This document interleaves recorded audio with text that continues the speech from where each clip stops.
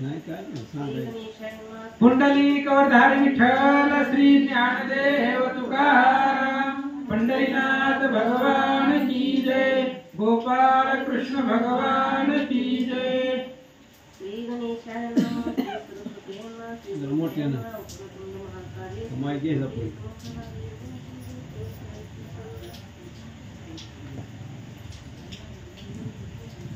श्री गणेशाय नमः. श्री रंगाचे करीती स्मरण यतुल्य तप दुये जाणन नशे शोधिती त्रिभुवन परम पावन नामरेखा. ग्रंथकर्ते श्रीधर स्वामी या ठिकाणी सांगतायत, भगवान श्रीरामचंद्राचं जर नामस्मरण केलं, त्याचं स्मरण जर मुखामध्ये ठेवलं तर त्याच्यासारखं पुण्य जगतामध्ये नाहीच. हरिमुखे म्हणा पुण्याची गणना कोण करी. भगवान श्रीकृष्णाच्या नामस्मरण एवढं ह्याच्यापेक्षा जास्त असणारं पुण्य जगतामध्ये नाही. म्हणून त्रिभुवनामधले सगळे जीवांचा उद्धार याच्याच नावानं होतो. श्रीधर स्वामी बोलतात, आणि काष्टदशा पुराणे बोलले सत्यवती हृदय रत्ने परिणामाहुने विशेष साधने सर्व काही नव्हेती. आणि अनेक 18 पुराण व्यास महाराज बोललेली आहेत. व्यास महाराजांची 18 पुराण आहेत आणि त्या सगळ्या अष्टादश पुराणामध्ये नामस्मरण एवढं महत्व कशालाच दिलेलं नाही. म्हणजे अधिक महत्व जे आहे ती भगवंताचं नामस्मरण आहे. आणि नामस्मरण केले की अनायासाने भगवंताची प्राप्ती होते. म्हणून एकडे एक जयाचे नाम महाघोषा करी भस्म कलियुगी साधनांचे नाही काम श्रीराम नाम वाचून या. अशा प्रकारचे भगवंताचं नाव आहे. श्रीधर स्वामी बोलतात, पापत लक्षण हस्ती याची तोवरी गाल जय मस्ती नामस्य प्रताप कीर्ती ऐकली नाही जोवरी. आणि पापरूपी असणारा जे काय पापरूपी जोपर्यंतच आहे, पापरूपी असणारा हत्ती जोपर्यंतच आहे, जोपर्यंत नामस्मरण रूपी सिंह त्या ठिकाणी तिथे येत नाही. नामस्मरण रूपी सिंह आला की पाप रूपी असणारा हत्ती त्या ठिकाणी निघून जातो असं सांगतात. ऐकत नामाशी हा प्रताप पळ सुटे मत मतंग पापा लपावयाला मिळे खोपा गत प्राण होती तेव्हाची. म्हणून नामस्मरण रूपी सिंह जर ऐकला तर ही असणाऱ्या पाप रूपी जी काही हत्ती आहे ती नामस्मरण रूपी सिंह आला की ती पळून जातात. आणि एवढी त्या नामस्मरणाला घाबरतात की त्यांना पळायला जागाच पुरत नाही. मग ती संपूर्ण पापच त्या ठिकाणी भस्म होऊन जातात, गतप्राण होतात असं सांगतात. पाप जळावया समजता हरिनामाग्री धडाडत क्षणे दुरिता कोष्टे गाळीत प्रतापात भूता नवर नवे. आणि सगळं पाप जाळण्यासाठी एकच हरिनाम श्रेष्ठ आहे. नाम घेता विठोबाचे पर्वत जळती पापाचे. पापाची पर्वत सुद्धा जळून जातात एकदा विठोबाचं नाव घेतलं की. किंवा तृण अग्नी वेळे समरस झाले दैसे नाम केले जपता हरी. भगवंताचं नामस्मरण केलं ही असणारी सगळं जी काही पाप आहेत ती पाप वाईट कर्म सगळे जळून जातात असं श्रीधर स्वामी बोलतात. नामाग्नीने न जळे असे पाप कोणी नाही केले वाल्मिके बहुत पाप जोडिले परी नाही उरले नामा पुढे. आणि ग्रंथकर्ते सांगताय नामस्मरणानं जळत नाही किंवा नामस्मरणाला सुद्धा पाप ऐकत नाही अशी पाप जगामध्ये नाहीतीच जी भगवंताच्या नावाने संपत नाही. भगवंताच्या नावाने सगळी पाप संपतात. नामस्मरणापेक्षा जास्त ताकद पापांची नाही. उदाहरण दिलं त्यांनी वाल्मिक ऋषी वाल्या पोळ्याचं. त्या वाल्या पोळ्याने एवढी पाप केली होती पण राम नाम या असणाऱ्या अक्षरानं रामनामाच्या 2 अक्षरानं त्याची सगळी पाप संपली गेली आणि त्या वाल्याचा वाल्मिक कोळी झाला. म्हणून श्रीराम 2 अक्षरासाठी पातकी उडती कोट्यानु कोटी तो नर सरता होय वैकुंठी बैसे पाठी ब्रह्मयाच्या वाल्मिक ऋषींची अवस्था झाली. रामाच्या 2 अक्षरासाठी सगळी पाप संपली गेली असं सांगतात. गणिकानी अगंभीर ही केले दोष कल्लोळ परिणामाचे अद्भुत बळ जाळी सकळ क्षणात दे. गणिका आणि त्या गणिकेने सुद्धा नाम स्मरण केलं आणि त्या गणिकेचा उद्धार झाला. श्रीराम नाम हे गणिका तात्काळ गेली वैकुंठ लोका. हा निश्चय होता कैलास नायका ध्येय मूर्ती मनवणी. महादेवाला सुद्धा या नामावरती विश्वास होता, गणिकेचा उद्धार झालेला आहे आणि म्हणून नाम जगतामध्ये श्रेष्ठ आहे असं श्रीधर स्वामी सांगतात. ऐसा ज्यांचा नामाचा महिमा वर्णिता देव पावले परमा तो गोकुळी अवतरला जगतात्मा रूप नामातील तो. आणि असा ज्याचा नामाचा महिमा आहे आणि ती नामाचा महिमा वर्णन करत असताना शिनले थकले, वेदाधिक असणारे 4 वेद 6 शास्त्र 18 पुराण श्रुत्या हजारो मुखाचा शेष भागला गेला शिनले, तरी सुद्धा तुझ्या नामाचं वर्णन करताच आलं नाही. म्हणून आणि तोच असणारा नामातीत भगवान परमात्मा तोच गोकुळामध्ये अवतरित झाला असं श्रीधर स्वामी बोलतात. असो पंचदशाध्यायी कथा झाली नगर गोपी कदंब तळी त्याची वसलेले उनी वनमाळे सुख सर्वासी दिदले. आणि असं म्हणले 15व्या अध्यायाच्या ठिकाणी आपण कथा ऐकली. 15व्या अध्यायामध्ये काय ऐकलं की नग्न अवस्थेमध्ये गोपिका यमुनामध्ये नदीमध्ये जलक्रीडा करत होत्या. त्यावेळेस भगवान श्रीकृष्णाने त्यांचं वस्त्र हरण केलं आणि त्यांच्याकडून प्रायश्चित करून घेतलं. अशा प्रकारची कथा 15वा अध्याय संपताना आपण ऐकले. श्रीकृष्ण पूर्ण अवतार लीलावतारी निर्विकार दाविला पराक्रम थोर गोकुळ माझे सर्वांचे. आणि भगवान श्रीकृष्ण पूर्ण अवतार आहे, लीला अवतारे तू भगवंताचं लीला आहे म्हणून चरित्र ते उच्चारावे देवे केले गोकुळे. भगवान परमात्म्याने जे चरित्र केलेलं आहे त्या चरित्राचा उच्चार करावा, त्याची लीला आपण मुखाने गायन करावी. अशा प्रकारचा निर्विकार निरब्रह्म असणारा तो भगवान परमात्मा आहे आणि तोच गोकुळामध्ये त्या ठिकाणी अवतरित झाला असं सांगतात. पुत्र तृणावर्त शकट मारिला अधभक केश संवारिला द्वादश गाव्याग्र गेला अर्चन धरिला नखाग्री. आणि काय काय केलं हे श्रीकृष्णानं. श्रीकृष्ण परब्रह्म आहे म्हणून हे करता आलं.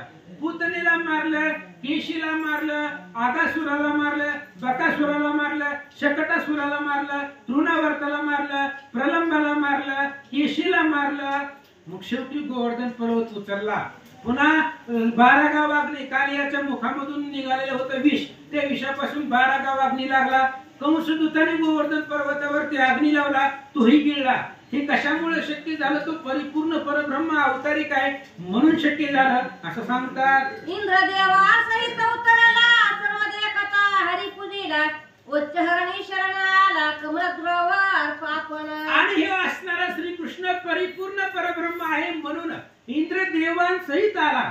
इंद्र सगळ्या देवांना घेऊन तिथं असणारा वनामध्ये आला. भगवान श्रीकृष्णाची पूजा इंद्राने केली.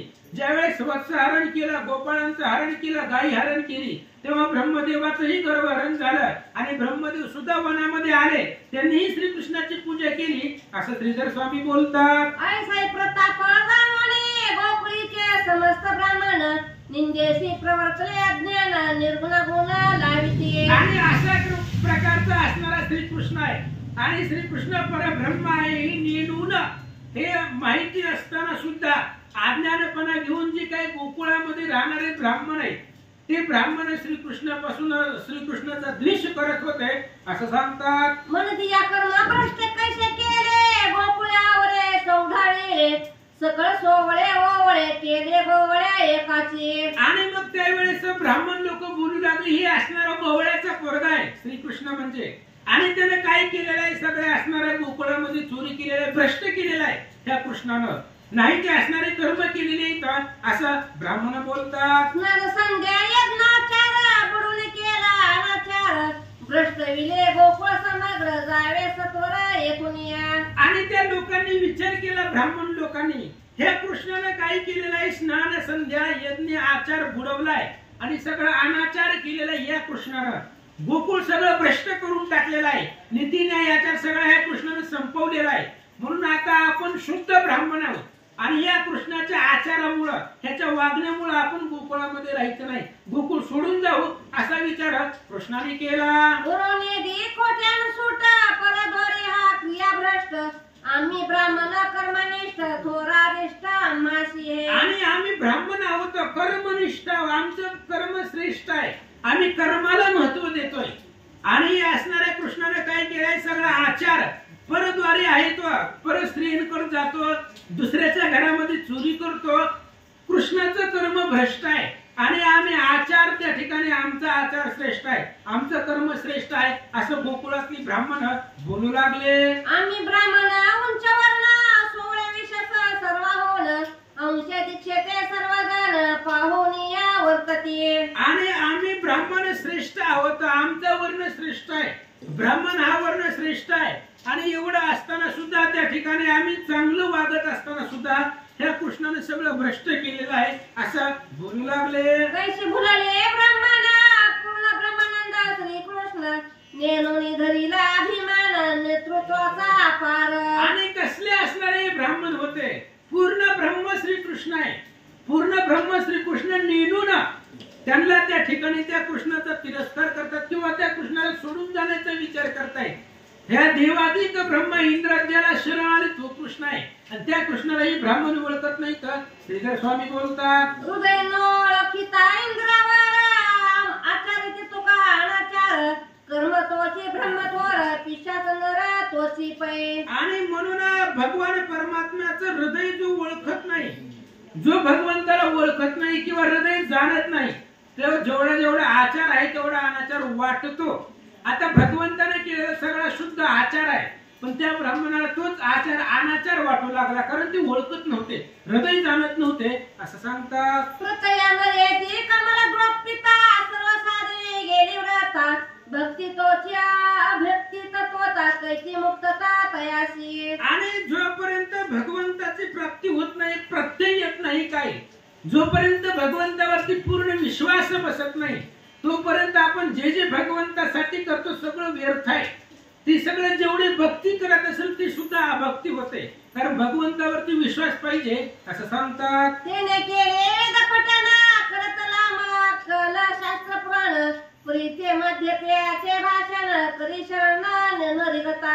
आणि त्या ब्राह्मणाने वेदाचं पठण केलं, सगळे असणारे शास्त्र पुराण मुखोद्गत केले, सगळं पाठांतर केलं, पण जो भगवंताला आनंद शरण जात नाही, जो भगवंतावरती विश्वास ठेवत नाही, ती सगळं मध्यपियाचं भाषण आहे, त्यांचं जे जे पाठांतरण आहे ते सगळं असणारं व्यर्थ भाषण आहे असं श्रीधर स्वामी बोलतात. जाणीचे तोष्टकी कळा परित्याग घ्याची विकळा हृदय न ओळखता तांबल निळा विद्या विकळा चतुर्दश. आणि जेवढ्या 14 विद्या आहेत ते सगळे व्यर्थ आहेत. एखादा पंडित असेल, चतुर्दश विद्या त्याला प्राप्त असतील, पण तो जर भगवंताला ओळखत नसेल, अंतःकरणामधून भगवंताला मान्य करत नसेल, त्याचं असणारं स्वरूप जाणत नसेल, तर त्याच्या चतुर्दशी विद्या सगळ्या व्यर्थ आहेत असं श्रीधर स्वामी बोलतात. तेने केले तीर्थटन यमनिमादाधिक साधन तेने केले जे कीर्तन तेने जाण गायन गोरियाचे. आणि ज्यानं त्या ठिकाणी तीर्थाटन केलेलं आहे,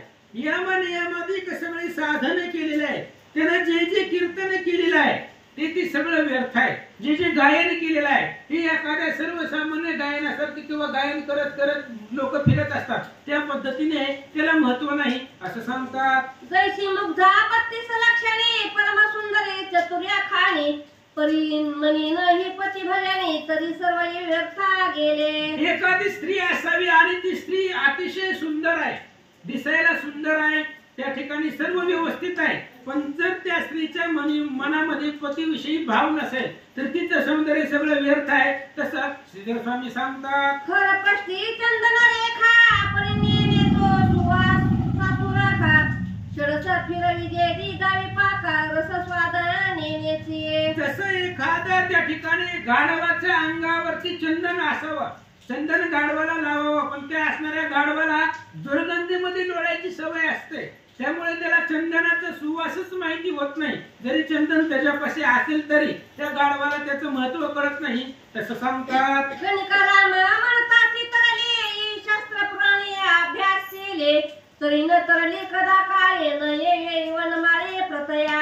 आणि गणिकेचा उद्धार राम नामानं झाला हे कुणाला माहित आहे? जे शास्त्राचा अभ्यास करतात त्यांना जाऊन विचारा. तुका म्हणे नाही विश्वास ज्या म्हणी पहावे पुराणी विचारुनी. तुम्हाला जर विश्वास नसेल तर ज्यांचा अभ्यास आहे त्यांना विचारा.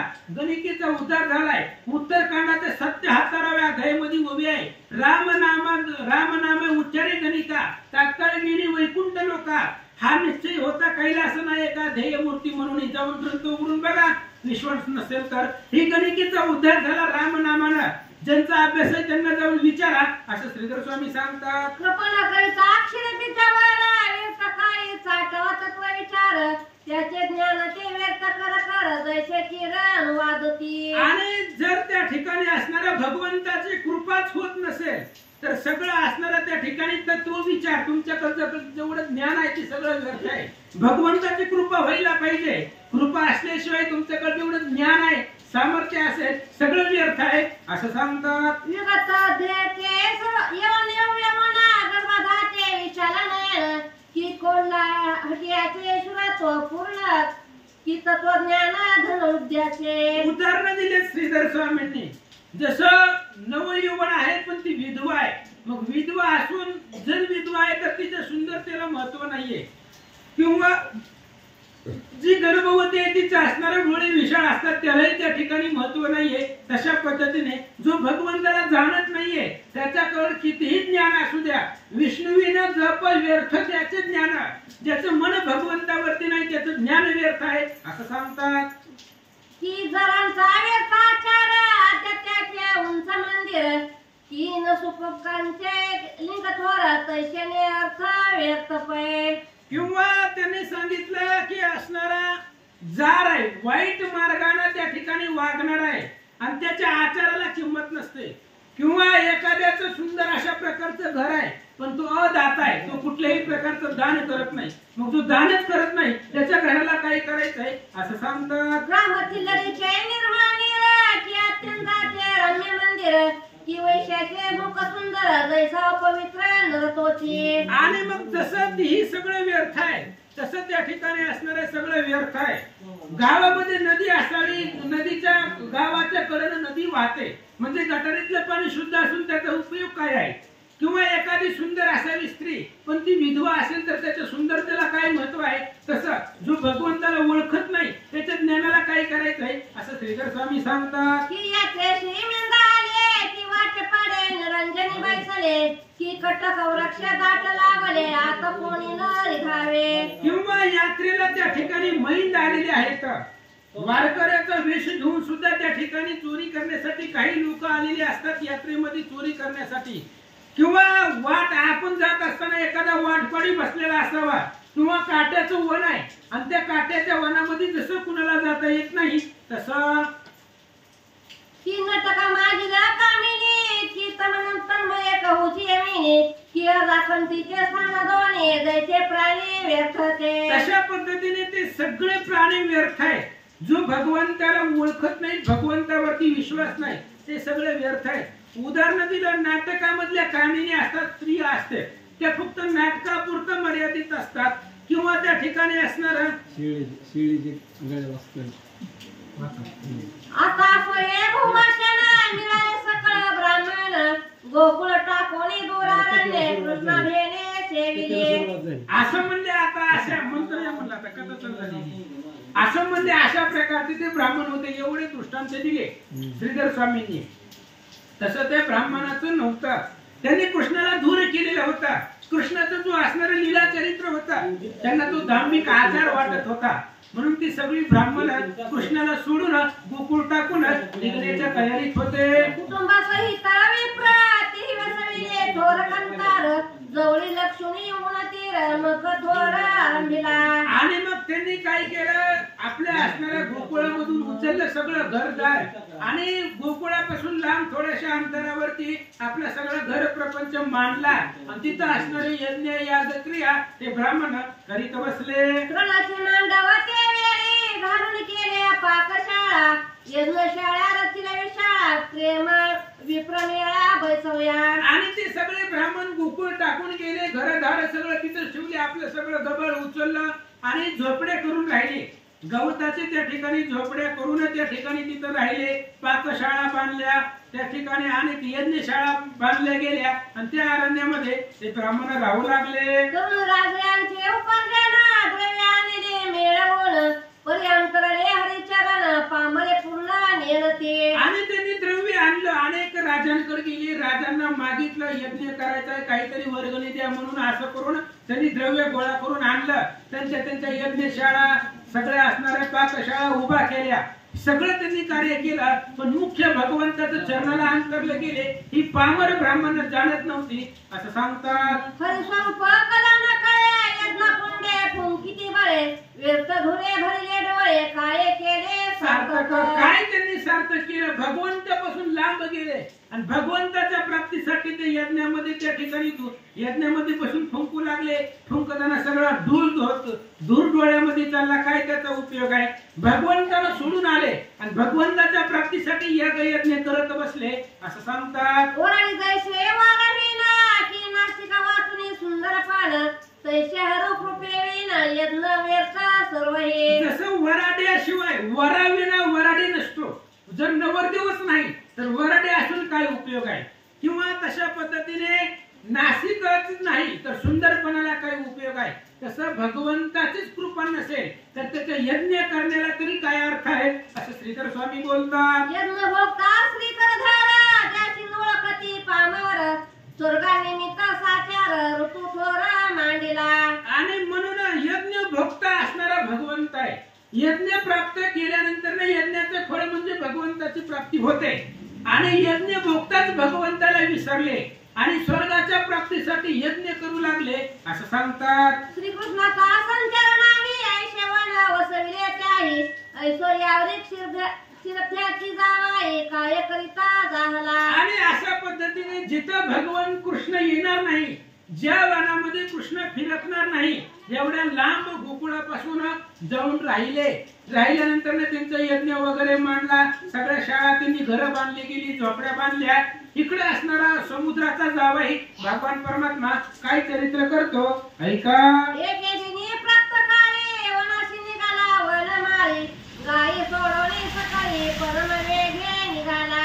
आणि एकदा असणारा भगवान परमात्मा प्राप्त काळी सकाळी त्या ठिकाणी उठलेले होते आणि उठल्यानंतर पुन्हा मग सकाळी निघाले आणि निघालेले असताना गायी घेतली, गोपाळ घेतले आणि भगवान परमात्मा निघालेला आहे. आणि निघाल्यानंतर पुन्हा मग भगवान परमात्मा काय चरित्र करतो, कसं करतो, काय लाघव करतो ते आता आपण उद्या बघू. कुंडलिक वरधारी विठ्ठल श्री ज्ञानदेव पंढरीनाथ भगवान की जय.